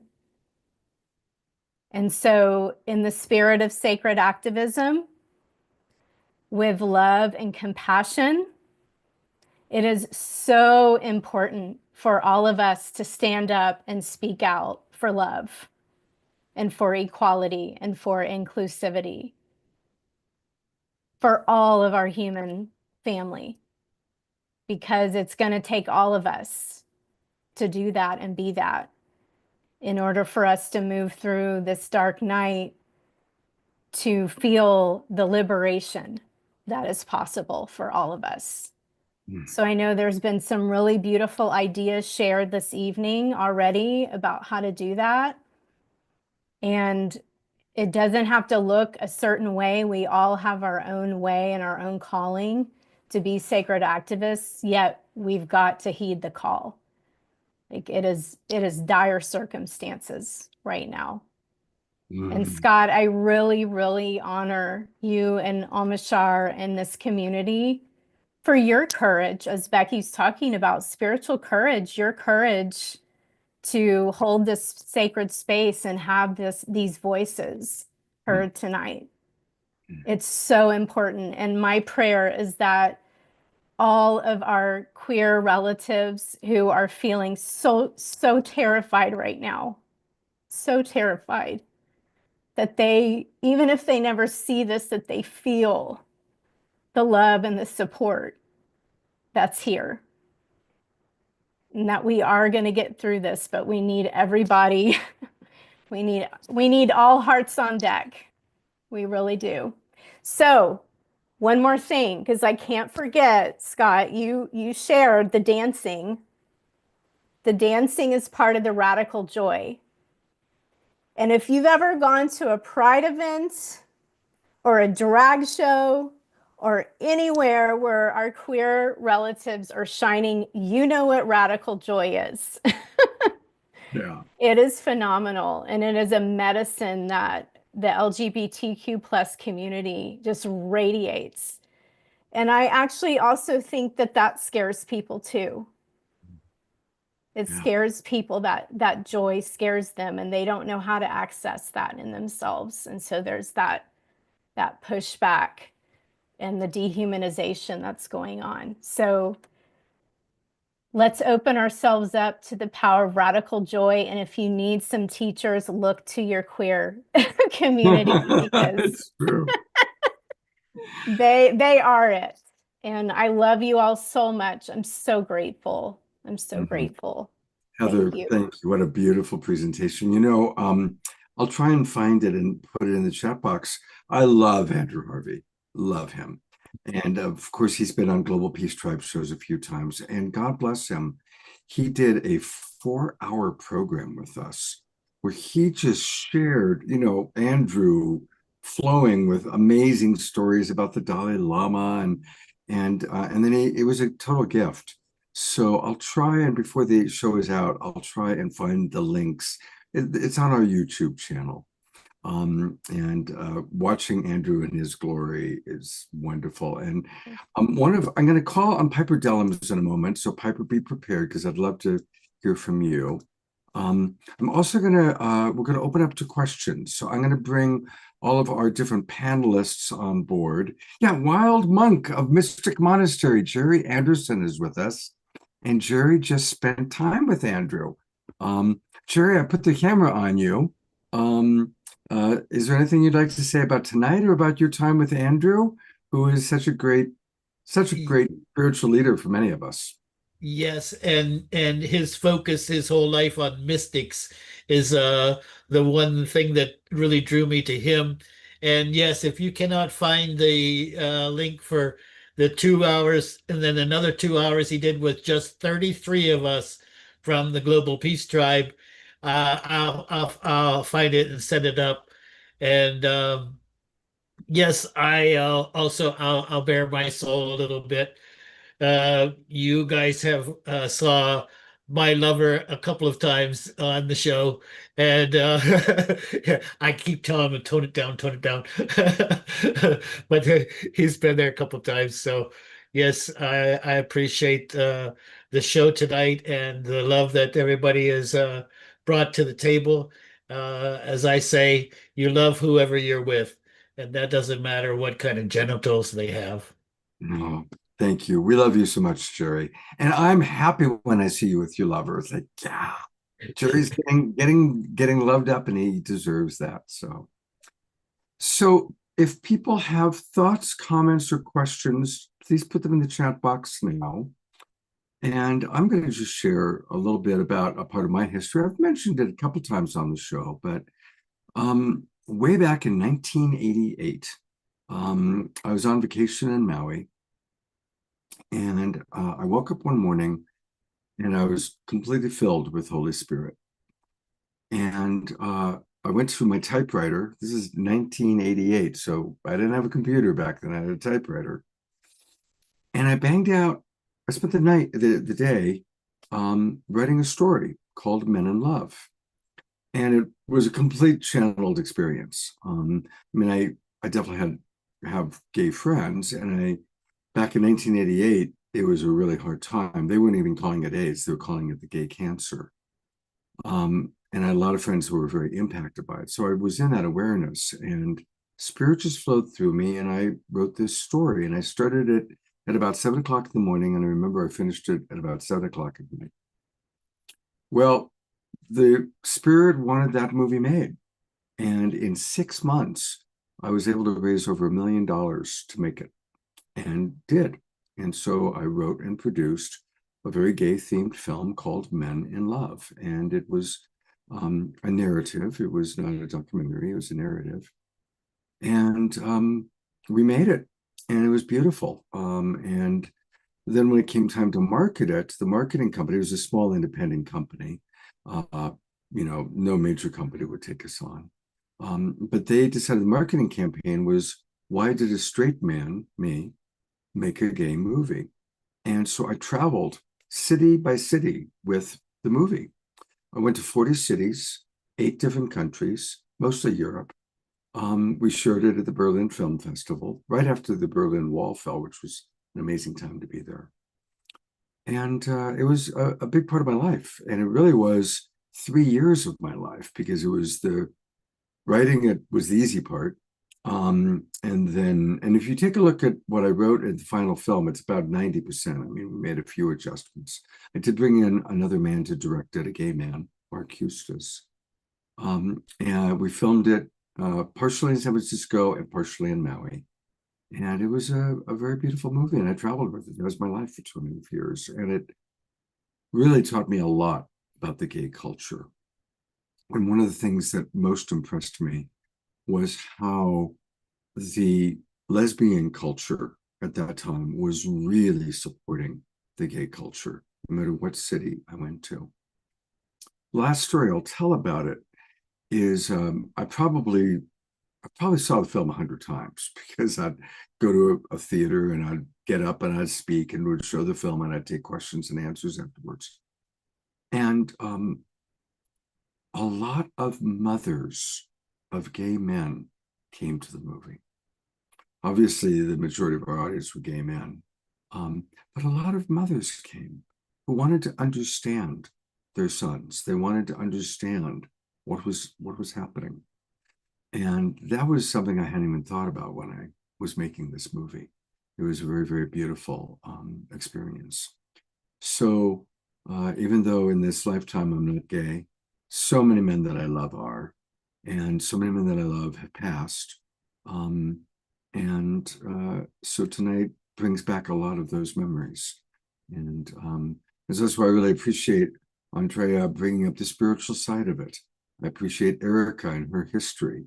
I love Christians presenting the beautiful roles that the community has provided us. And Becky, your inspiration. So everybody, thank you. Heather, your joyfulness and all about dance, yes. So thank you to everybody. And I'm going to bring our presenters up now and give each of them a chance for kind of a final word, and also to answer any questions or significant comments that come up in the chat box. So I'm looking, where's Erica? Here's Andre. And thank you. I know some of you are East Coasters, where it's getting late. Oh, and I had promised to bring up Piper Dellums. There she is. So we're going to go to Piper first, actually, because Piper, first of all, I love you. I love you. It was nice to get a hug from you in Santa Barbara. Oh my God, that was beautiful. Yeah. I'm so grateful. I really had to pop on here to see my sister, Erica Kay. This has been extraordinarily beautiful. So many things came to the forefront of my spirit and my soul, listening to Shine and Christian and Lucas, and of course, Erica and the Reverend Becky. It was gorgeous. I'm very much connected with the knowledge of the two spirit being the absolute imprint of the God consciousness in the earth, and the recognition. And thank you for bringing this up, Shine, that colonization and forced Christianity was the thing that forced indigenous peoples from all over the globe outside of the knowledge and the awareness that having two spirit was the representation of something very sacred, something very holy. Because even in Christian scripture, it says God made man in his image, male and female made he him. So there is already a higher consciousness awareness that the God imprint is that perfect balance. And indigenous cultures have always known and revered that until it was beaten out of the culture through Christian schools, etc. But there's also another awakening that's always been a part of my spirit. And I thank Christian for talking about the political connection in the Bay Area. As most of the awakening world family knows, my father was the U.S. Congressman representing Berkeley at that time. from 1970 to 1999, actually to 2004.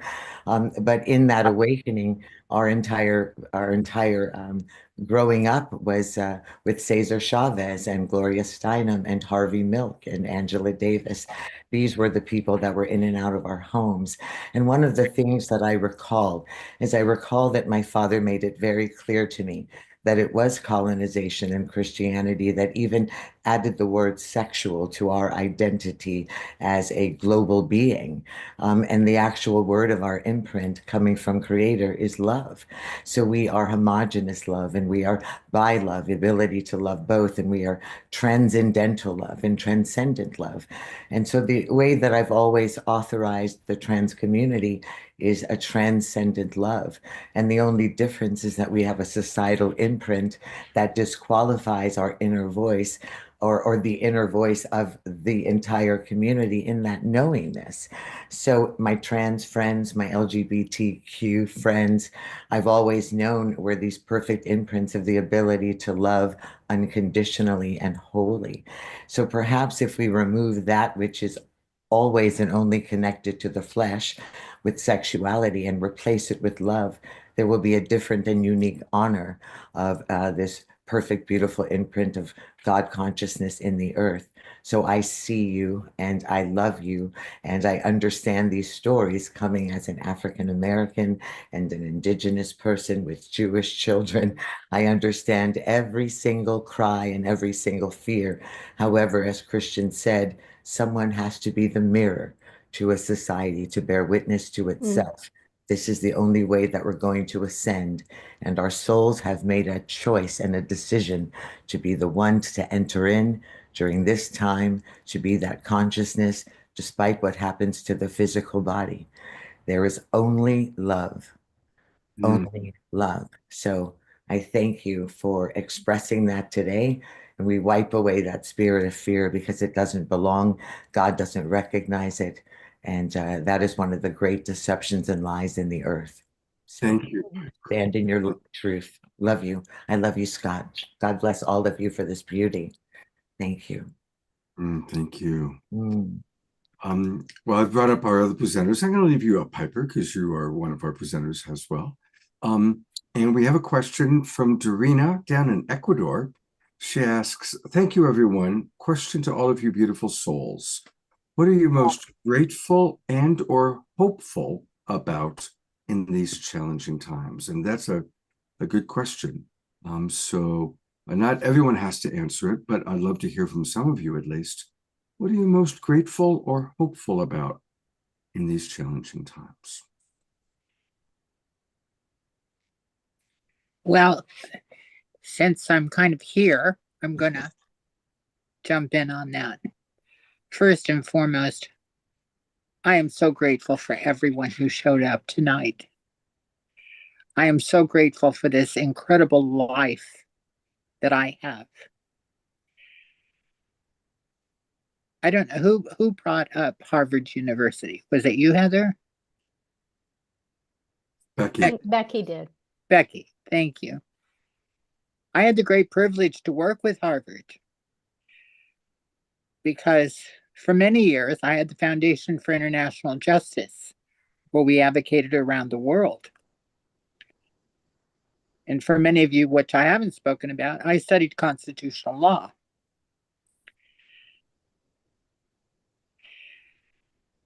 I worked with homeless LGBT youth for years. I served on the Massachusetts Commission on Homelessness, on the Regional Commission.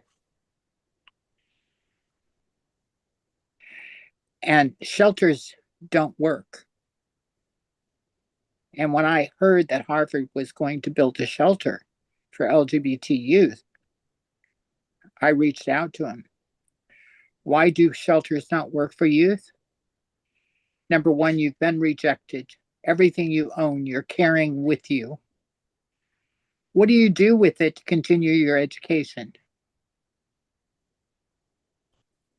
They're stuck. So I contacted Harvard and I gave them my input because I'm also the founder of Promise Place School for unaccompanied homeless LGBT youth in Massachusetts. And they listened to what I had to say. They built a shelter, but they built a shelter so that the LGBT youth that were homeless could continue their educations and leave their belongings at the shelter. They didn't have to check out in the morning and come back and check in at night. It became a stopover so that they could continue and finish their educations. I was one of those homeless youth myself, and I understood what worked and didn't work. And I am so grateful to know that we have so many allies. And I am not afraid of this administration, nor will I ever be afraid of them. There is something that has rolled up within inside of me to say, I don't have anything left to lose. I've already given my life. So I'm not afraid to speak out. And I have the ability to do that. And I have the power to do that. Because there is a protection around me that has been with me my entire life. And that's why I'm still alive today, to be here to do it. So I'll continue to do that. And those are the things that I am most grateful for.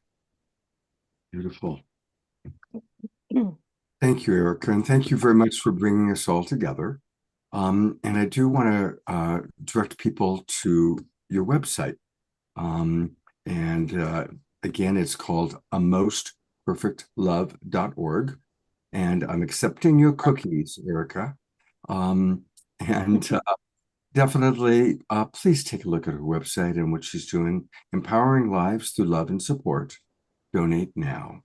And so take a look. There's all sorts of wonderful things here. Again, it's amostperfectlove.org. And Erica, you have led an amazing lifetime, 60 years or more of service to humanity. And I'm hoping to watch what you do over the next 60 years. So thank you so much. I found a little gem. And I'm really glad that I found it in my archives. This is on previous shows we've done with this theme. We've had Nina Gray on, and this is a lovely video that I just kind of am inspired to share. It's very short, and it's called Love is Love. And I think you're all going to enjoy it very much. If it plays. Oh, come on. Oh, you know what? I pulled it up, but I may need to download it more properly into my computer. So we'll see if Reverend Becky would love to hear what Lucas and Reverend Andrew are grateful and hopeful for. So yes, that's a good choice. Lucas? Well, I have to say I'm grateful. I'm grateful to live in a city like Olympia, where, like I said, I mean, I moved out here, 22 years ago, never having seen the place, knowing very little about it, and I was, you know, very pleasantly surprised to find friends, resources, everything I needed when it became plain that I really needed to start my transition. I continue to be grateful for the friends I found here, and especially the great community of allies um, that I've met, not just through PFLAG, but through you know every every every place I go in Olympia. Um, they say it's almost unheard of in history for any oppressed group of people to free themselves from oppression without the help of people outside that group. You know, I've had the privilege to work with people who were not members of the LGBTQ community, but who, you know, maybe had friends or family or, you know, children or coworkers or other loved ones who were, um, you know, and they make up such a huge part of my chosen family. You know, that I at this point probably could not manage without them. So, you know, big shout out to you know, my friends on the P-Flag board and um, you know, all the great folks in Olympia who've stepped up and you know are right now mobilizing to make Olympia a safe place for LGBTQ folks, you know, who need a refuge. Great. Thank you very much, Lucas. Thank you. And Reverend Andre, thank you for staying up late and still being with us. Thank you. Yeah, 11 o'clock's not my shiniest hour, but I'm still with you. There's a lot of things that I am grateful for and hopeful for at this time. And one of the things I'll point to is the creativity and resilience of the queer community. We've been through a lot, and we're continuing to go through a lot, and we've gotten through a lot. And so I find a lot of hope in that. Beautiful, beautiful. Well, while you were all talking, I was able to properly download what I want to share with everybody. And this is from Nina Gray, who it's about time for us to have her on the show again. I'll let her know that we played this, but this is a beautiful video that she made, which I think sums up a lot of what you all believe and are living in your lives. So here is Love with our friend Nina Gray.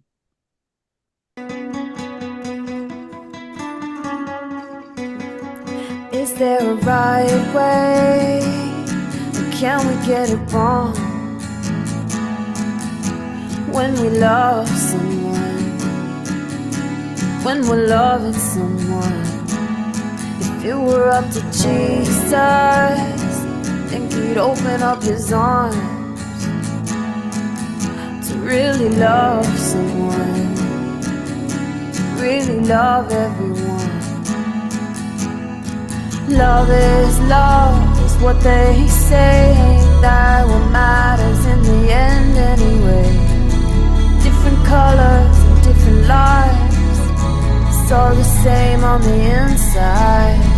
Love is what they say, ain't that what matters in the end anyway? Different colors, different lives, it's all the same on the inside.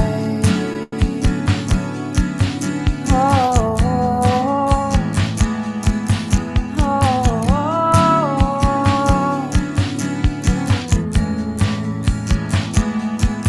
She spent a long time thinking there was something wrong, journaling at midnight, feeling so alone. He spent a lifetime playing out a role, denying attraction to the man he loved the most. Love is what they say, ain't that what matters in the end anyway? Different colors and different lives, it's all the same on the inside. Love is what they say, ain't that what matters in the end anyway? Different colors and different lives, it's all the same on the inside.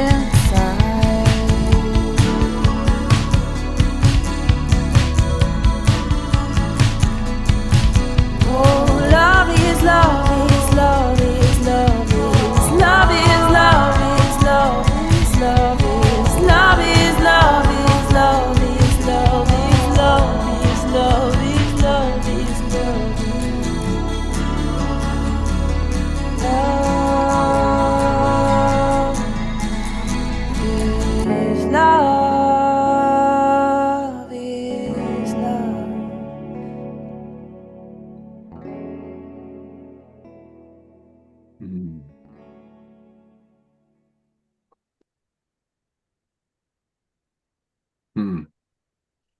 Love is love in our awakening world.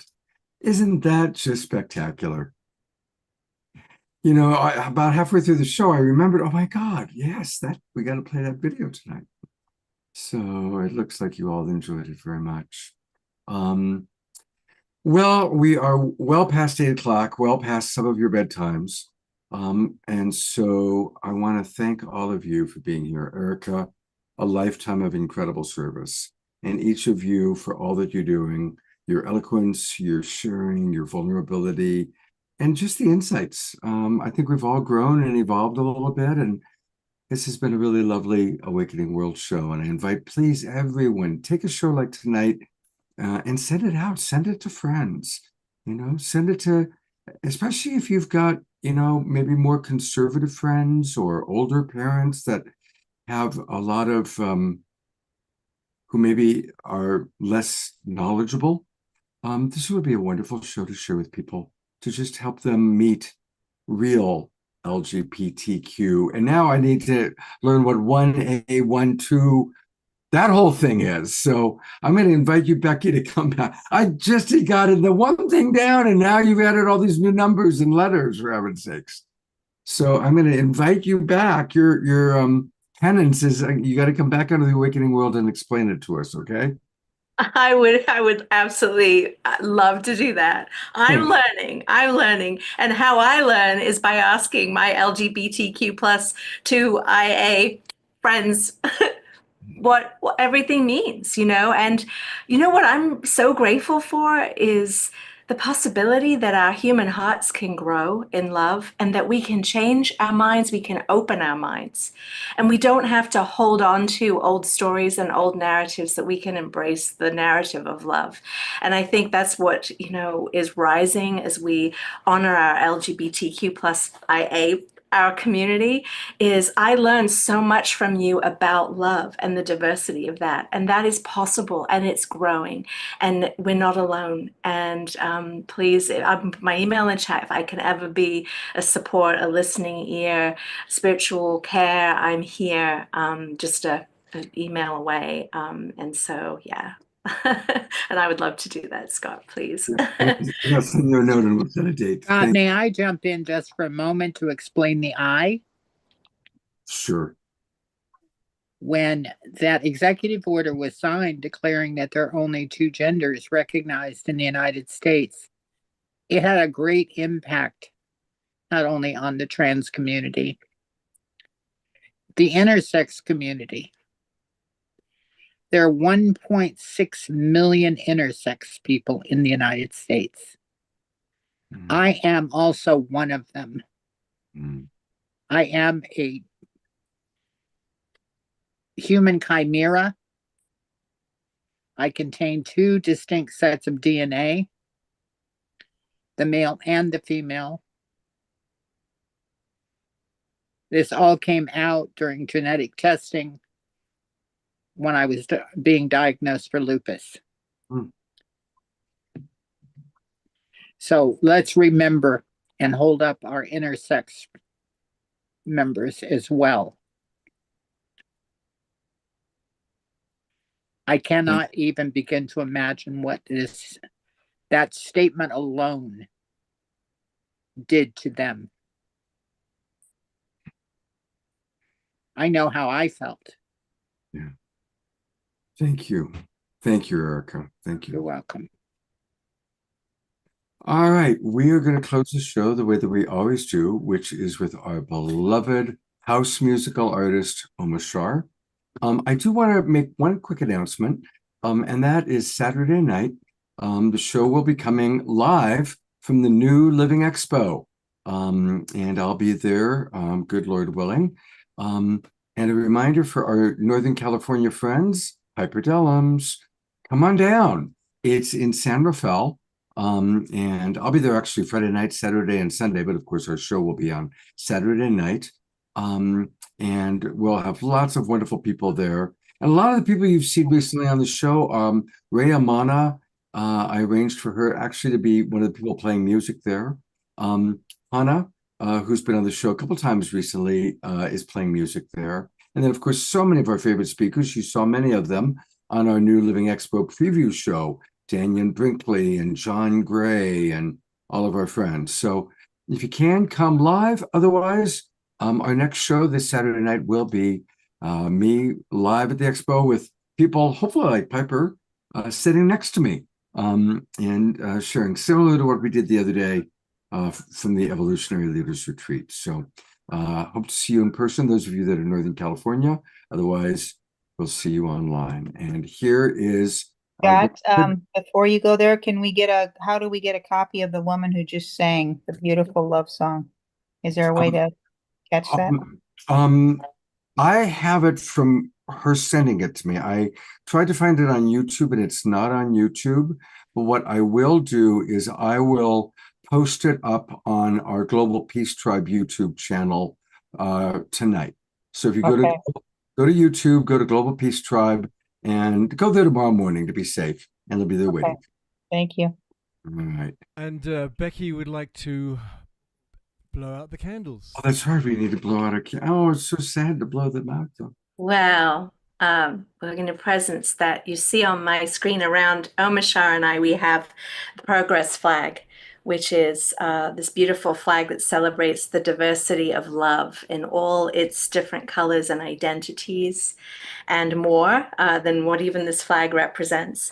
And so I will just challenge us all, as so many different months have been renounced that we don't celebrate, that we, each of us, have a great opportunity this June to celebrate Pride Month as allies, to post, learn information, learn about the Progress flag and share it on your social media, and become a vocal ally for people's learning about the diversity of love. And so we'll raise our candles here. I'm going to go into gallery view so I can see you all. I'm just seeing you, Scott.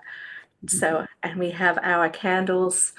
And while we extinguish this light, we do not extinguish the light of love and the light of our spiritual courage that I see is rising even stronger.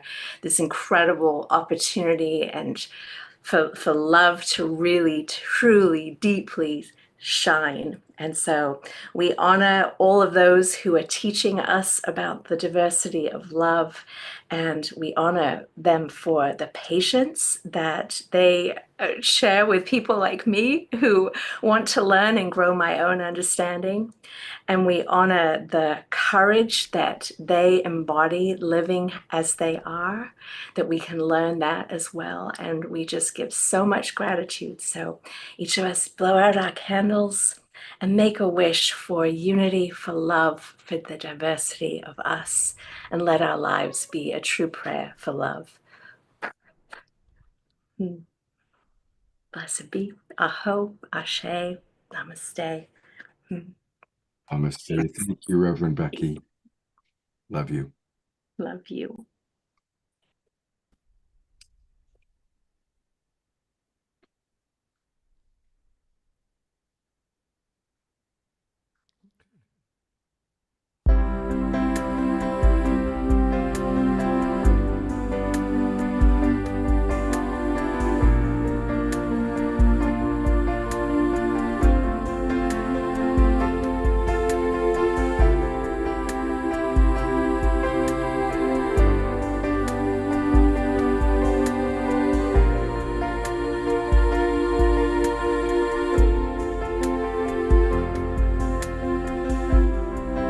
When you feel like giving up, when you feel like letting go, living in this ever-changing world, when it seems that all is lost and you don't know where to turn, the future seems so very far away. So just know there really is a plan. The sun will always shine, and with your hand in mine, all heaviness fades away. The love in our hearts will melt the darkest day. Ba-da-dum-dum-dum. Ba-da-dum-dum.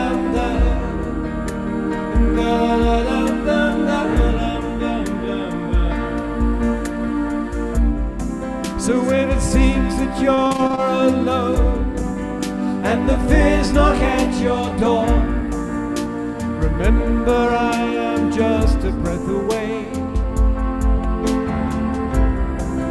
You are my brightest star, you've just forgotten who you are.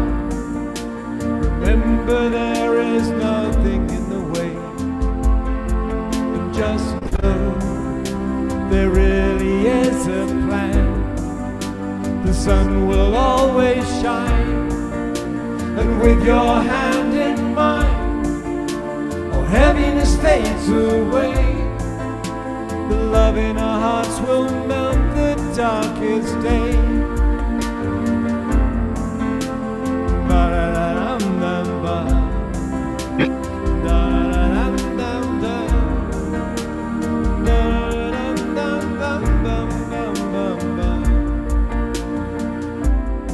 So when you feel like giving up, and when you feel like letting go, remember I am just a breath away. And just know there really is a plan. The sun will always shine, and with your hand in mine, all heaviness fades away. The love in our hearts will melt the darkest day. The love in our hearts will melt the darkest day.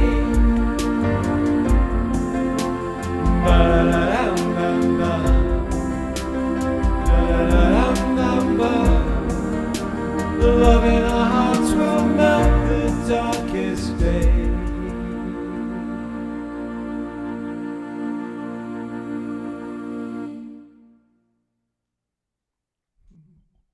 Thank you, Omashar. Thank you, Erica K. Webster, Piper Dellums, all of you, everybody, all of our guests, all of our people on camera, all of you not on camera, all of you watching the recording, all of you on Facebook and YouTube, dear everybody. And may we bring more light and love into our world. And we just do that by smiling more, being kind to people, thinking before we speak. Little things like that make a difference.